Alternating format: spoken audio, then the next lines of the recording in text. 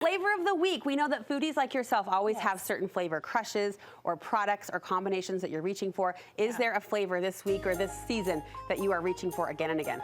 Yes, it is lemons.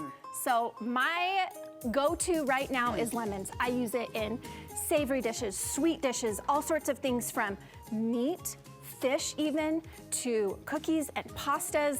Lemon is so vibrant, fresh, and flavorful. We have our lemon pasta right here. It's so easy, it comes together in 20 minutes. Lemon ricotta cookies are so light and pillowy. You're just gonna melt in your mouth. Lemon biscotti. The list goes on and on. You can make fresh cod baked in a lemon butter sauce. There's so many different things to do with fresh lemons, and they're really inexpensive. Yeah, so use what you have right now in the produce section. Yeah. That was amazing. I really was listening to everything you were saying. I promise. Where can we get more delicious recipes like this from you? cucinabyelena.com. All my recipes live there permanently, and then find me on Instagram, DM me. I'll be there every day.